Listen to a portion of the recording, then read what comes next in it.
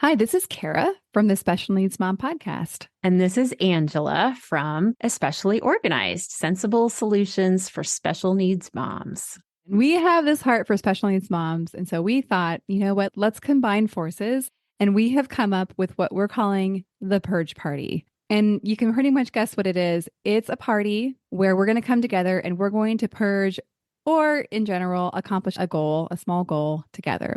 So we have set this for January 27th, starting at 8 o'clock for my Pacific Coast people. Which means 11 o'clock for all of you on the East Coast. So this is an opportunity. If you have something on your to-do list that has just been stuck there and you are wanting to move it up on the list, you're wanting to tackle, maybe it's a space or an area of your home or a category in your home that has just needed a little time and attention. This is your opportunity for you to be online with us while you work and have access for us to help you answer your questions, help guide you, and just serve you for those 2 hours. Yeah, exactly. And I think you can tell like what we've designed is just this very high level of support for that project that you just haven't been able to tackle on your own. The thing that we are envisioning is that you get to leave this purge party feeling so accomplished because you did the thing. You started the year off getting that thing done that you were stuck on last year. And so it's a momentum builder, if you will. You can go ahead and sign up. We have a link ready for you. And we are offering this for $40 for the whole experience. Absolutely. And we hope you'll join us. I think it's going to be really fun. It's going to be a great group of moms of special needs kids. So we all get each other. We all have an understanding of what it's like to have something on our to-do list, but just we haven't been able to tackle it yet. So I hope that you will join us. We're super excited to bring this to you, and we are thrilled to work with you. All right. We'll see you all there.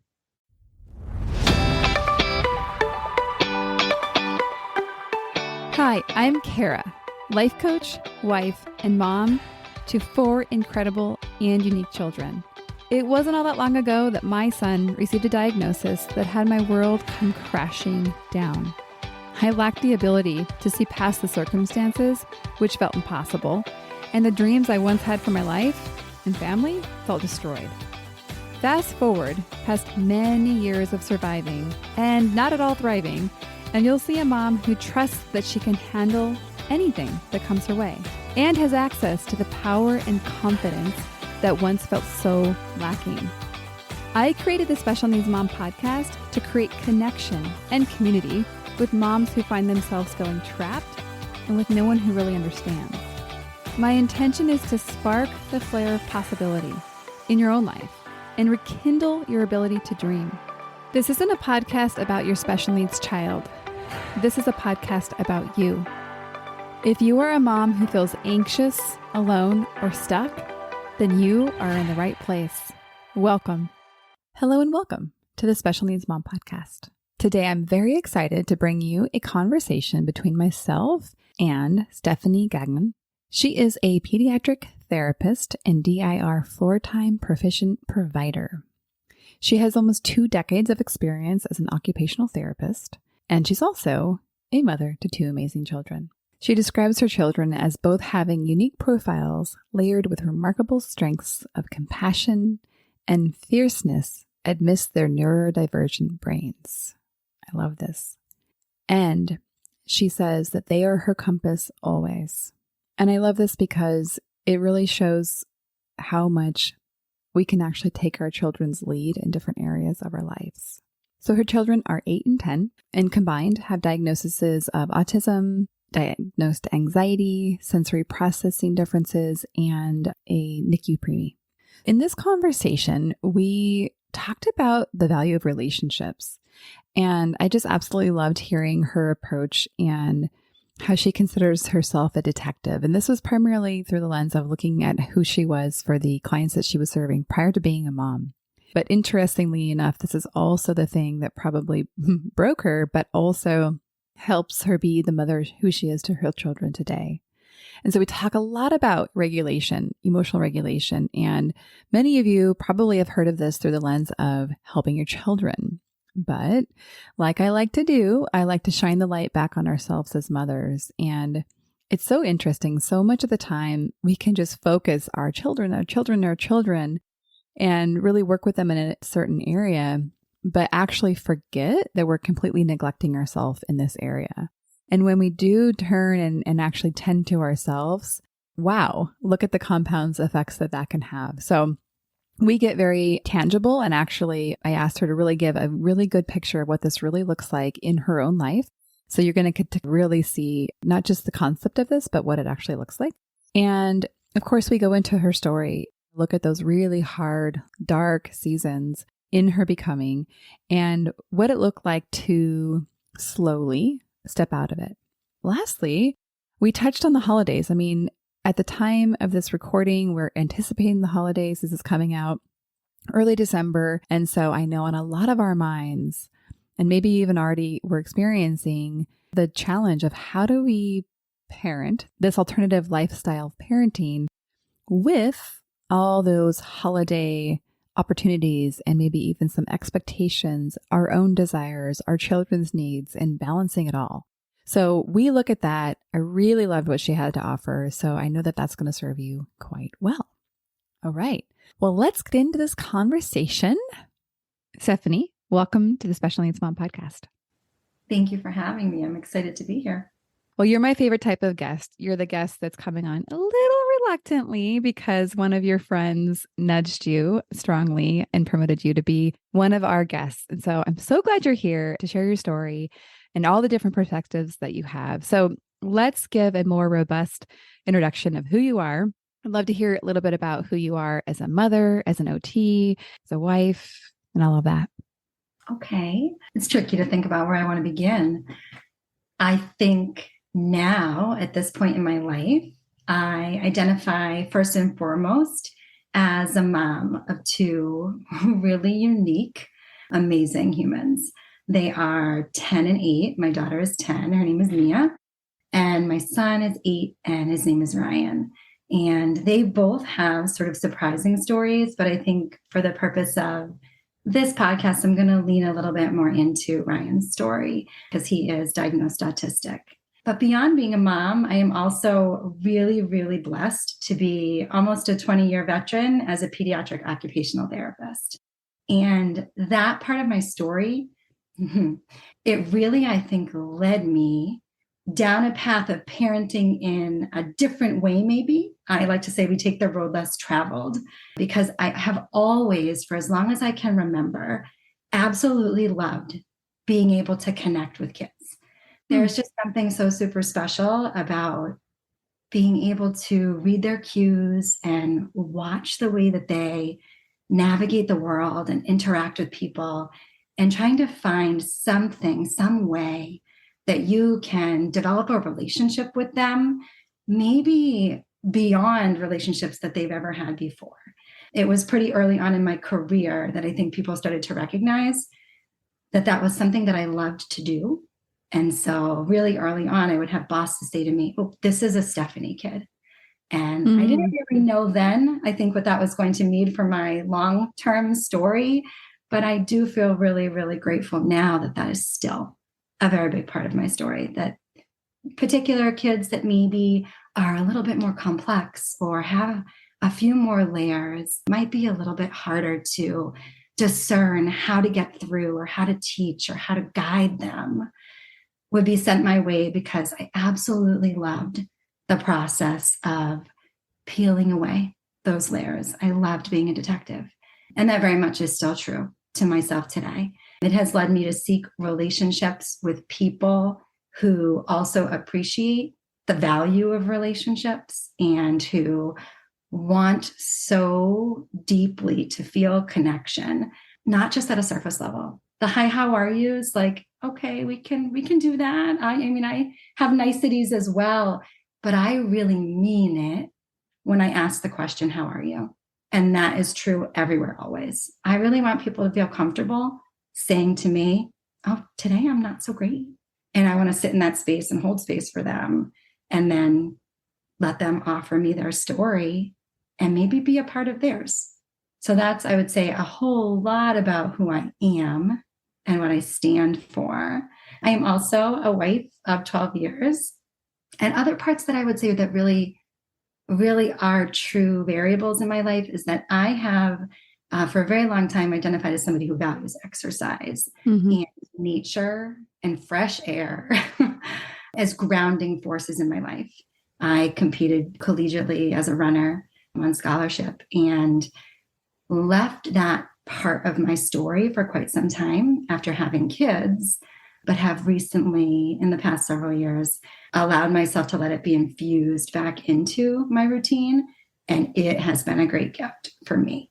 I realized I was often trying to pour from an empty cup, but we can talk about that more later. Oh, yeah. I think that in becoming a mom of a child with disabilities or special needs, I feel like we all have been there. We've all tried it.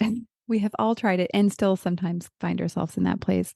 I want to understand a little bit more deeply about how you work with children now, because I know that what you do for work now is highly integrated with supporting parents who parent children with autism. Is that correct? Absolutely. Give us a little picture of that. Sure. Yeah. I think I always naturally was inclined to gravitate toward those kids that, again, needed a little bit more detective work. Maybe they were nonverbal. And a lot of times, the population of kids that would be sent in my direction would happen to also be autistic. And I just absolutely love that population of children. They're so very special, as all children are. But there was just this level of connection that I could really feel in my core when I spent time with kids that happened to be autistic. And over the years, it's interesting. My husband and I will never forget when we got engaged, we were walking on a beach in Bermuda. And I remember after he proposed and we were just sitting in this amazing space of excitement and joy and all the things, right? Celebration, that we were having really deep conversations about what life would look like. And that we felt like we could handle just, whatever was thrown at us and that we would embrace it. And actually the conversation of what if we had a child with unique needs came up, and specifically autism.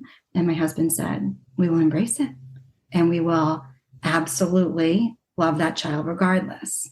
And so fast forward now, after my son was diagnosed when he was 2, I found myself even more pulled to just serve the community of parents and families who were walking a similar journey, because it was unbelievable how Ryan became my compass and showed me through such a different lens what it was not just to be autistic, but to walk alongside someone who was autistic in such a unique way. And I feel like I really pray that I was a good clinician prior to him, but I am quite confident that my competence grew and that my compassion and my empathy and my understanding grew exponentially after having Ryan. He has been such a gift to me in so many ways. So now it looks a lot like I still do some outpatient sensory integration, specifically work with kids in clinic space where we have a huge play gym and it's just phenomenal. And I lean very, very heavily on relationship-based therapy. So specifically DIR floor time, which is remarkable and very much how we parent and very much how I treat.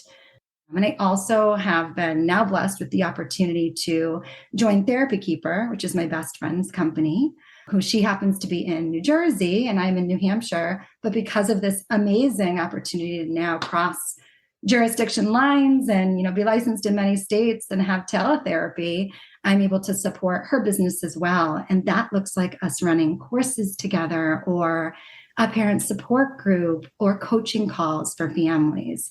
So I really get to have my hands in a lot of different places as an occupational therapist. And it's been really amazing for my family, for my own personal growth.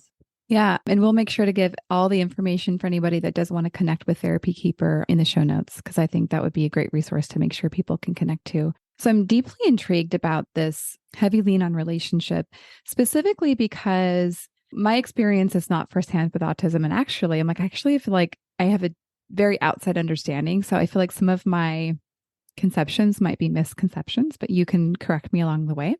But I feel like the part that I really connect to is I love the way that you said peeling away the layers and detective work, because my understanding is that many people with autism have a harder time connecting with people. And maybe you could tell me a little bit more how you would describe that. I mean, certainly I think that that's a very large part of the challenges, but I do agree that not that you have misconceptions necessarily, but that there often are misconceptions. And one of those that I have heard in the community and from many people that I've both worked with and alongside is that children with autism don't necessarily want or crave social relationships. I don't think that that could be farther from the truth. I actually just think it's that our social world is not necessarily designed to best support individuals who are autistic. And a lot of my work in this area has been in really trying to spend some time joining forums where there are adult autistic individuals who are sharing their stories and who are giving us perspective, particularly from their lens. Because truly, who better to learn from than the experts, individuals living autistic, right? So in trying to better support my son and to better support families, that's where I spent a lot of my effort, is really, really listening as much as I can to others living autistic. I will say that a common theme, like I said, is that they absolutely crave social relationships and we are human. We're all human. We're driven, to want to have connections, and our feelings are all very similar. It's just the way in which we express them or emote them might look different. Or our needs at the foundation of our nervous system, which might be that we're, dysregulated, or we take in sensory information from our environment differently, might look different to a novel observer, to somebody who doesn't maybe know what it is that they're looking at, right? But a lot of my work has been on trying to support families in knowing what to look for in their child and to understand how to read their cues and how to support them from this fundamental level of regulation first. And regulation is truly the foundation of the development of every other skill in developmental progression. So if we are not regulated, if we cannot achieve a state of desired arousal and stay regulated, then we are not available for social opportunities. We're not available for social engagement. We're not available for conversations or for nonverbal communication. We're not available for anything. So I really, really focus so much on educating families on those tiers. We call them in the floor time world developmental capacities. It's FEDC1. It's the first developmental capacity, and we build from there. Well, the reason that my mom heart and ears are really tuned to this particular piece of this peeling away the layers and this detective work is because my own son, who is not diagnosed autistic, but I see this similarity of really struggling in social connections, but deeply, deeply wanting them, craving them, I think is the great word for them. And if you just look from the outside in, it can be very misleading because some of the, non-responsiveness or some of the behaviors would give us cues like, oh, he doesn't want to talk, or he doesn't want to go deeper, or whatever that is. And that's why I think hearing you say that you are driven to peel away the layers and detective work, like I was like, oh, thank goodness that you exist in the world, because so many practitioners are so fooled by, and I'm just using my son as an example, but I don't think he's alone in this. They're so fooled by the outside cover, and they're so fooled by that shield, honestly, that he holds up a little bit. And it really does take somebody that has the belief that there's a full human being behind there to be able to actually witness who he is. And even myself, I have to even admit, up until a couple of years ago, I didn't know how deep he went because he had so many different layers. So I guess I just want to express that gratitude for the way that you work with families, the way that you approach life, really, in terms of this value of relationships and really this value of all human beings. So thank you for that. I want to dig into a little bit of more of your story. And then, of course, we're going to go on. We're definitely going to be talking more about regulation. So don't you worry.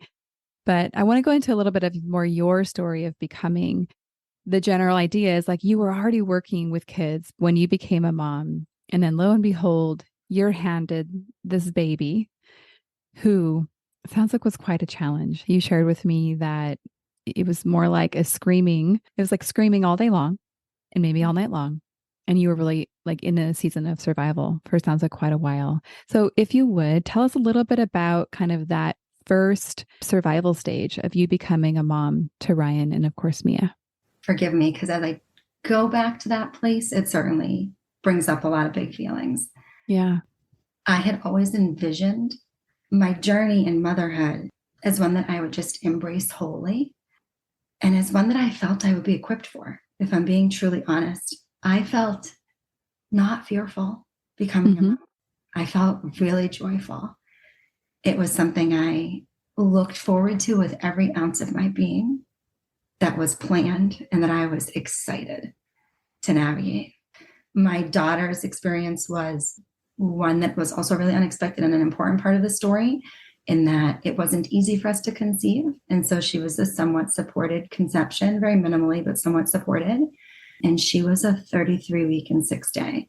Technically, they called her a 34-weeker. So she spent 15 days in the NICU.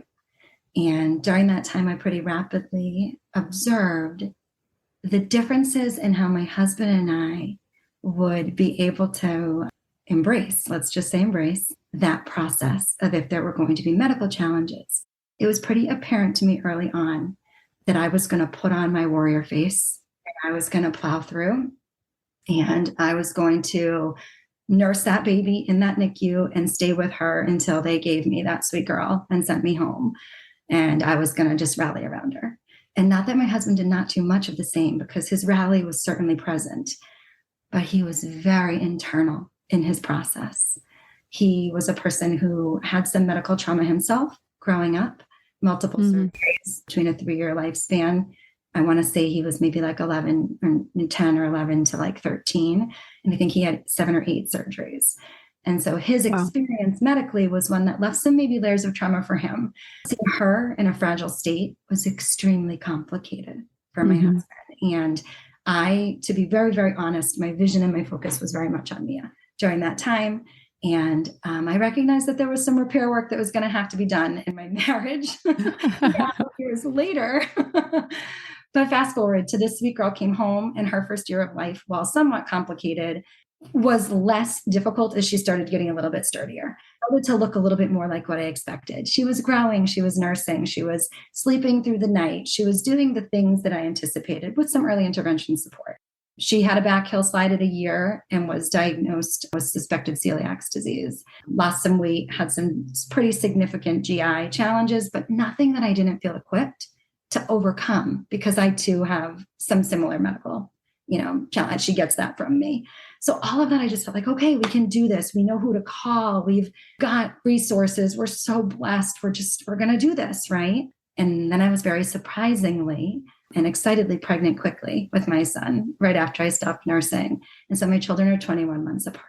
So in comes Ryan, and I think he came into our lives even from the time of conception with this unexpected force. And I was told that I was going to be able to VBAC him, which was very exciting because I was strong and capable, and they felt I could do it because she was a fluke scenario.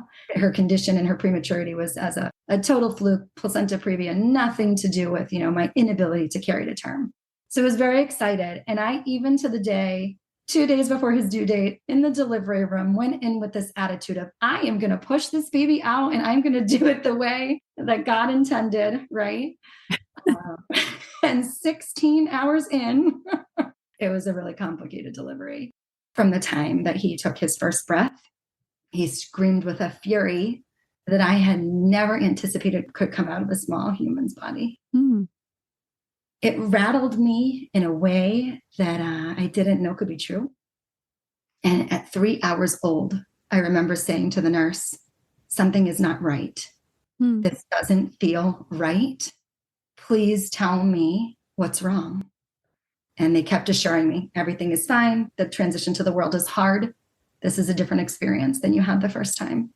And then they brought him to me at 8 hours old and said, we can't calm him down. At 8 hours old, the nurses brought this baby to this mother who hadn't slept and said, we cannot calm this child down. I would be remiss not to say that that has been the theme of our lives. That there were very few people that could, or that I would trust to even try to help my sweet child achieve a state of calm that he deserved. He screamed incessantly for 16 hours a day, almost every minute that he was awake for the first 16 weeks of life.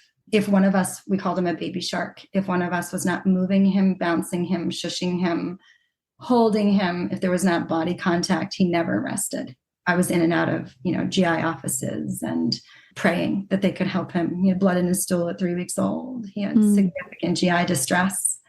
Nursing him was not an option, which was just gut-wrenching for me. That was a very big blow to me. I'm still processing through the why behind that one, but that one was a hard one. That was a hard loss for me because my body was capable, but he was capable of receiving what my body could offer. I felt like I failed him in that moment. And so I learned quickly that part of my life's mission was going to be to try to find a way, because I was not going to give up. I was going to try to find a way to support him through this, because we were going to have to move through it. It wasn't going to be something we were going to quickly overcome. We were going to need to move through it. The hardest part of that process was that it didn't matter if I was holding him, if my mother was holding him. It didn't matter. I couldn't calm my baby, right? It was something that I felt like I did so well. I felt like my mission in this world was to help people find the calm in their children and support them and help them get regulated. And I couldn't do that for my son because there were medical complexities that were beyond me. There were things that were outside of my ability to offer him my regulation. And in truth, I didn't have any regulation to offer because I was at that point completely frayed. My nervous system was inside out and backwards. I was sleep deprived in a way that people don't speak about, and very likely suffering from postpartum anxiety at that point. I was at a point in my life that I didn't recognize myself. Wow. Thank you so much for sharing and bringing us back to those early days. And even just what you just said, I didn't have any regulation to offer. I'm sure you wouldn't have been able to articulate it so beautifully at the time, but I'm sure that you were very aware of that frayed, very survival state that you were in. So you've described this, sounds like a long, really hard season. What do you remember thinking about in those moments that, or maybe even fearing that you might never have, that you thought you would, or maybe what was lost forever? I think in the darkest moments of the day, I feared that I wouldn't be able to connect with him in the way that was so important to my being. It shouldn't have been about me, not shouldn't have. It wasn't because it was about me in that moment. It was because I always felt that that was something that I could give my children, was a deep connection. It was what I felt was part of my purpose. Their person, to be their safe space, their landing ground. So I was really fearful of that connection being lost. I would try desperately to remind myself that it wouldn't always look like today, but it was really hard to imagine that to be true. Like, in honesty, the days felt endless. Yeah, I can imagine. I mean, just picturing anybody's nervous system being with screaming all day and the inability. There's this term that one of my long ago clients came up with that I think is such a good term, and she calls it the forced witness position. Her daughter is self-injurious. So she was forced to witness this horrific thing, right? And so that's, I think, this calling that we have as mothers of these children. We are not actually forced. We choose to be there. So I did remind her, like, you don't have to be there, but she chose, and you're choosing to be there. And you chose to be there those 16 hours a day in the screaming, right? I think this looming question, I think we're going to get to talk a little bit more about, is like, well, how do we support our nervous systems through that? Because as you mentioned, and I do want to talk about it a little bit later, like the relationship between our nervous system and our children's, because so many moms that I talk to are desperate to help their child. I mean, they would do anything. But what they don't realize is that in being so fixated on their child, they're actually missing the very thing that would actually help them the most, which is regulating and helping themselves. So Before we go there, I want to say a little bit more kind of on the early parts of your journey. And to the best that you remember, what were those building blocks that kind of had you, and I'm sure, as he grew and changed, your situation changed and kind of probably made access to some of these building blocks different. What were the building blocks that you remember that kind of helped you climb out of that really, really hard season? I'm really trying to shine a light on those moments and remember one thing, and I'm going to give my husband a great amount of credit here. One thing that my husband does very, very well is video documents and picture documents the kids' lives. His mother's a scrapbooker. I think by nature, he took on this visual lens of observing, and sometimes from the outside because he was working a lot. So he would capture for us, and he would make me a Mother's Day video every year. And that video would be laid to music that was often favorite tracks in my life or meaningful songs. And it would be, 8, 10, 15, 20 minutes long. And it would be this video log, essentially, of the year in reflection. It's a really beautiful gift. And obviously, he would capture the moments of joy. And one thing that is a resounding memory for me is the first video that included Ryan. And he was at that time, so he was born at the end of January. So at Mother's Day, he was only a few months old, right? And in my memory, gosh, most of the moments were screaming. Let's be honest. Most of the moments were screaming or sleeping. but there were moments of joy. And I think reminding myself that they existed and that maybe there would be more of them was probably the first building block, was those glimmers of hope. They were truly just glimmers, like little glimmers of hope. And then another thing I really remember is, thank God for my daughter. She was a pretty joyful little girl at that point.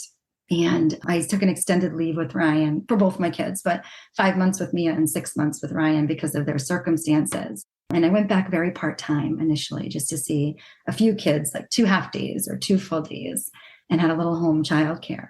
And I remember dropping him off terrified. But I remember the woman, her name was Becky. I'll never forget her. Her and her mom saying, I promise I'll call you and you deserve these moments. She told me I deserved those moments. And I was like, oh my goodness, like you don't even know what I'm going to do or much about me, but you're giving me permission to exist beyond the confines, if you will, of the walls of my home and the echo of the screams. And it was incredible to be given that gift of being able to trust her. He didn't spend a lot of time at childcare. It was a very short stint. I did end up having somebody come into our home. It was actually my brother's girlfriend at the time. And she ended up we moved, from one town to another, closer to my parents. And that ended up being how I ended up continuing working. But in that time, that was a building block of hope also, was just being able to remove myself for a brief moment and give myself permission that I wasn't failing him if I wasn't the person to be in the screaming with him every moment, admitting that he wasn't necessarily better with me there. Really hard at that time in his life, but there wasn't a level of admittance that had to happen. And sometimes, although I raced the clock to get back and was often anxious when I was away from him, if I'm being truthful, sometimes I would come back with a little bit more reserve than had I been yelled at all day long. Sometimes there was also this perspective that was granted to me. And then a very big one for us was when he became mobile. Because I think this memory of him being this baby shark, as I called him, and literally needing to be in motion to survive. My husband is a biology major, and he always would joke and be like, we just need to put him in the ocean. But once he could move for himself and adjust his body position more in the discomfort or show us maybe a little bit with his movements, that was huge. That was enormous for his own system to be able to seek what he needed. And to this day, he does that well. So that was really a huge block for us. Thank you so much for sharing that. So we've talked so much about regulation, and, you kind of mentioned how, you had these little bits of time away where you could get some reserve. And I have it also that become somewhat regulated yourself so that you could re-enter this really challenging situation. So you had shared earlier before we were recording this idea of leaning very heavily on regulation before expectation. And I'd love to hear a little bit more about what that means for you and really what that looks like. Like, what does that look like tangibly? And I want to look actually what that means for you. Like, how does that exist for you as a mother, obviously as a supporter of people, but also maybe you can touch on your child, but I'm really more interested in your own experience. I'm going to sit with that for a minute. That's a really good question. I think as I reflect, and I reflect a lot now on my experience, being part of running a support group also really helps me wear two hats and be able to be both a mom and a clinician in those moments. So there's a lot of reflective work that I've done to help me recognize what does need to happen for my own nervous system, for me to be available to my kids in the best form possible. And that doesn't look the same every day. Let me be clear. Some days I can wake up and I am ready to go and you can fire at me quickly. I'm a rapid on my feet shifter. Somebody needs me, somebody else needs me. Shift, I think, is a skill that I have had to hone over the years, not knowing what any given day was going to look like. I think that's both through my work and through my parenting. It became a necessary skill. But to support my own regulation, to answer you more clearly, the easy answer is I am a human who needs a lot of exercise. I am just a human who needs a lot of input, like to my own system. And pre-kids, I was a very avid runner, a college runner. I like to be fast and furious. It grounds me, literally puts my feet on the ground and grounds me. It really helps my head and my heart stay aligned, is the best way that I can explain it. Like when I'm in my head, I can lead with my heart on a run and just run from passion, and when I'm running from my heart, I can help my thoughts, be formed more clearly. It's just this beautiful process for me. I always feel better. But I moved really far away from it after having Ryan, because there was not a God-given way that I could rally an ounce of energy, if I'm being clear, to turn the treadmill on because I was afraid I was going to injure myself. I couldn't even, keeping my eyes open was a challenge, let's be clear. But as that did begin to shift subtly, and I mean subtly because he didn't sleep through the night till he was 4, not a single night. But as it shifted subtly, it would look a little bit different. And maybe it would be, I was just going to remove myself for a 20-minute walk. I was just going to try to breathe in the air. I did take them, both my children, on a lot of walks, strapped to my body in a stroller. Like, we spent a lot of time because I needed it even then. But it never looked like me getting to that regulated state when I would take them with me. It looked like meeting all their needs on that walk. Somebody always needed something. So I started giving myself permission to just go for a little walk. And then it became a little jog. And then I reached a point where I think it was actually right when Ryan started sleeping through the night. I started jogging once in a while with a girlfriend who, at the time, I treated her son, provided service for her son, and she had decided she was going to run marathons. She had run 1 or 2. She's like, "You're just going to run a marathon with me someday." And I said, "I think you're outright crazy. That is not race. That's not part of my story. I am not a long distance runner. I'm a 5Ker. Well, lo and behold, that was the story that I was telling myself. But that story was not true. I was, in fact, very equipped and capable beyond what I expected. And she took me down this amazing journey with another girlfriend of training for the New York City Marathon. And right pre-COVID, the month before COVID struck, my timeline might be slightly off, but I ran the New York City Marathon with 50,000 runners. And that was a huge turning point in my life. I gave myself permission to train hours a week and to devote that time to regaining a sense of myself, because the running was really not just about running. It was so much more. It was hours spent with friends unpacking our stories, because the 3 of us that ran together, were raising individuals with special needs. So much of that time was maybe our own little, unintentional support group. And it was the first time that I felt really connected to other moms living stories that were not mine, their own, but in some ways similar. That was huge. It was huge. And since then, I am very intentional at making sure that I take time to support my own regulation, because I am not a good version of myself without that. Wow. Yes, I love how you described that your heart and head stay aligned in exercise. I was chuckling in my own head thinking, yeah, a lot of the podcast ideas or titles are for me conceived when I'm doing heavy exercise, right? Where it's like Yeah. you're in a different headspace and heart space. And also, I've talked, you probably don't know, but on the podcast, I talk a lot about how much I love tennis. Actually, maybe I don't talk about it maybe enough because I love tennis. I started playing about a year ago and I only play like once a week for like an hour and a half. But it's just that little bit of time where I can just go be a tennis player and like nothing else, think about nothing else but hitting the ball as best I can. And I usually play on Fridays. And I always notice that like I am like a really good mom on Fridays. Like when I pick up my kids, I'm like, wow, like I'm like really good. Maybe they don't agree. But recently I've really shifted to really focusing Fridays are my kind of me day where I don't schedule I mean, this actually is on a Friday that we're recording, but I don't schedule a lot of what I would call work on Fridays. I do basically all my therapy and coaching and playing tennis and whatever the heck I want. And it's really interesting for me to notice how I feel later that day when I go pick up my kids. So I think this is what it feels like to be regulated. So back to this intentionality about regulation. How do you know when you're not regulated? Let's look at that. So how would one person, a mom, know when she herself is not regulated? And let me back up for a second. Well, because not everybody maybe has the baseline understanding of what we're talking about. When we're looking at regulation, we're looking at our nervous system's state. So there's aroused, and then there's different levels of arousal. And depending on those states will be biologically driven, like on how we respond to things. So one of the things in arousal is in terms of stress is we become actually very narrow focused and actually our vision and hearing changes.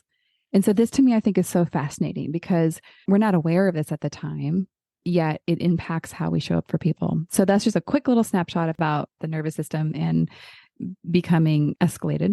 Anything you would add to that, but also like, what is it that you would say to look out for to know, oh, wow, I am not regulated as a person right now? I'm going to joke and tell you that I'm Portuguese and Italian. And so my signs are probably a little bit more outward and visible. I am certainly like an external processor and I emote very, very big. I come in hot, I guess is how I would describe myself, coming in hot, right? So I think my kids could probably be really great commenters on this. I wish they were here to tell all the truths. Mm-hmm. I'm a visible, dysregulated person. So if I am dysregulated, what that might look like is my pacing changes of my voice. I may have pressured speech and speak, really quickly or in a heightened volume. I very likely am, delivering way more demands and commands than I would like to. Like, get your shoes, hurry up. We don't have time for this. Let's go. I am far more of the dictator, not proudly, but truthfully. Oh man, I'm relating so much to you right now. Yes. Oh my gosh, I'm fast. I do everything fast. I run fast. I talk fast. So I'm like buzzing around the kitchen, and I am desperately trying to put away the clutter in my world. I am trying to clean the slate of my environment, because if you want to talk about what dysregulates me in a hot second, it's when the environment is dysregulated. So stuff on my counter, it's a dead no from me. Put it away, everything else in its place, because I recognize if I don't support my own system in those moments when I'm already heightened, I am very likely not going to have any capacity to help anybody meet their own needs. So my children are really well aware, and my poor husband, that you can all have your own spaces to invite clutter if you prefer that. But that is not going to be in the main areas where we coexist in our home, because it just doesn't serve any of us. All of my family, well, the 3 of 4 of us, my children and myself, are very quickly visually dysregulated. We have a really hard time taking in a lot of, toys out or things out. It's a quick route for a disaster in my house. So we are all very aware that, iPads go in the basket and shoes go by the door, and, systematic things that just work for us to support us.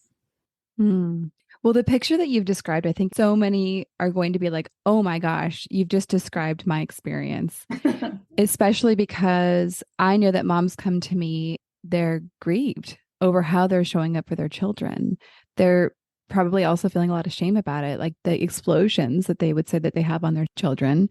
That I think, you were describing essentially like this pressured, fast speech, probably a higher volume. And, I was laughing like, oh my gosh, like that's totally me too. And it's those moments that you sometimes are aware of in the moment, but sometimes not, right? Like sometimes when you're dysregulated, like you're so dysregulated, you don't know that you're dysregulated. And sometimes you do. But regardless, a lot of times the experience is that of being out of control. And it's not a pleasurable experience for ourselves. And it's certainly not pleasurable for our children. And I think the thing that you said was really, really important is that then we have no capacity for anything else, right? Like, so when a child comes to you with whatever it is, I describe to my clients, it's like you're like glass, right? It takes just a nick to like break you versus like from a regulated state, you're like a sponge, right? Like you can get poked real good and you're like, I didn't even really feel that. And that's how I like to describe this experience on Fridays. It's almost like I've gotten that sponginess back. Whereas depending on what's going on in the week may not quite be there. So thanks for giving such a good picture of this regulation or dysregulation example. And I think you said, like, for me, this is the way it looks for me because it is very unique to everybody and everybody is different. So what would you say to a mom who's like, okay, that's exactly me. I have no capacity. Also, like to level it up a bit, you're also parenting potentially somebody that has a very challenged time regulating. Because like the way that you described Ryan earlier was he really had a hard time calming down, right? And so his makeup was that it was just a little harder for him to do this. And I don't know if that's still how it is for him today, but I think that is the experience of many of the children of the people in this community. So what would you say? Like, where do you start? Oh, there's so many layers to this. It is a complicated, multi-layered question. I will first respond and say that Ryan's threshold is still quite low, if I'm being honest. He has just a lower threshold for being able to handle environmental stimuli. However, it has changed remarkably in that his advocacy, his ability to report, his communication skills and his abilities and his strengths are really shining through in those ways. So he can close the curtains when the light is too bright outside. And that leads me to then share with you that what can we do, or what advice would I give, would be exactly that. It would be to really lean into what you can control. I'm going to say control, but I want to say do. What you can empower yourself to do. And these things can look like such subtle shifts, you guys. Like they can be literally closing your blind. It can be turning off all the extra noise. And I mean, like by noise, I mean turning off the ceiling fan if it's making a hum.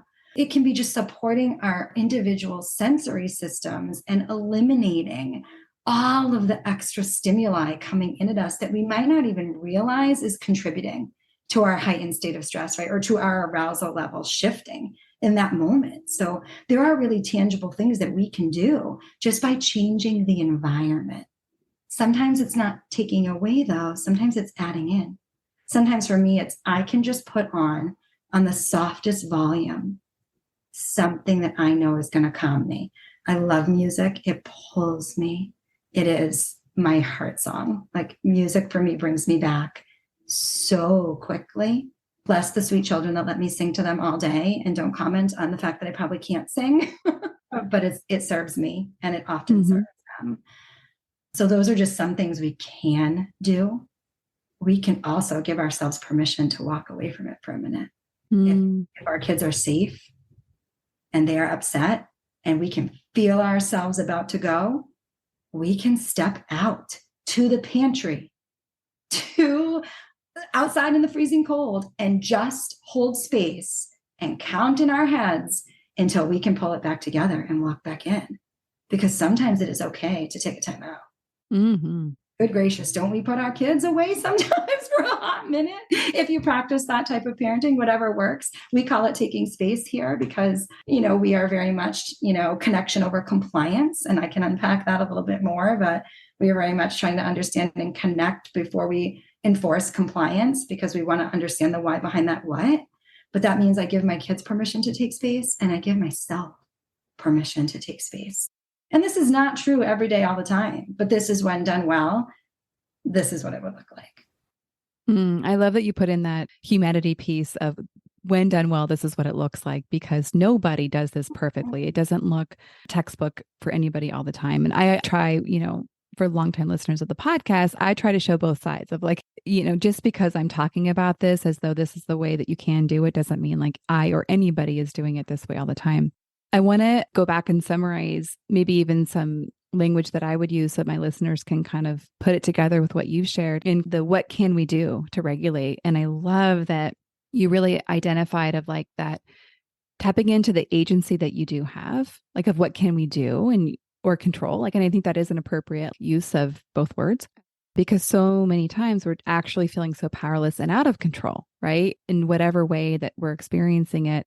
And so asking the question, what do you need? And I love that you pointed out that it's so simple or little sometimes. And actually what came into my mind, and I'll just share a little personal story, is that I have a very, very sensitive sensory system. And so for me, some days, this happened like last week, I had to go change my clothes because the particular way that all of my clothes was rubbing on my skin, it wasn't going to work that day. So I went and I know certain clothes that can kind of calm the certain parts. And so I went and changed into some leggings because I was like, it's not going to work. So I felt better. And it was like such a little thing, right? But to be able to get to the place where like, I know what I need. And actually, doggone it, I have a pair of pants I need to give away because I bought them thinking, oh, these are so cute. And they're just too much for my sensory system. So I love that you pointed that out. That's such a true story for so many of our kids too. Yeah, right. Like, and it's funny because I look back at all the things I did growing up and I like finally realized I'm like, oh, so that's not an everybody thing. Like that is a unique to me thing. And, I didn't have language for it till recently, but that is who I am. I think just the way that you described this way of being with yourself as though it's really tending to your own needs. And I just think it was really so gentle and kind. And I appreciate that. And I'm sure it's exactly what you teach parents that you work with their children. I want to take like a total turn because this episode is coming out in December. And I should ask you, do you celebrate Christmas? Yeah. Or what do you celebrate? Okay. And relationships you've described as really like core value. I think one thing that is a common experience in the special needs parenting world is that holiday celebrations don't look like we thought they would. And maybe there's some grief around this, especially as it relates to relationship with holidays and relationships with people and community. So I just wanted to put this in here as kind of a timely holiday conversation, I guess. The question I would ask is, how do you handle the holidays given the value of relationships, but some of the challenges of relationships that you might have or your family might have? That has been an evolving theme in our family, if I'm being really honest. I definitely started with an experience of more guilt earlier on. I would say that was very true.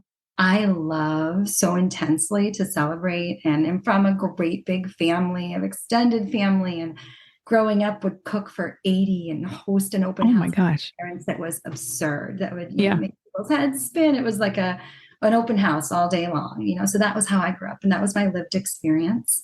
And I crave relationships and social experiences.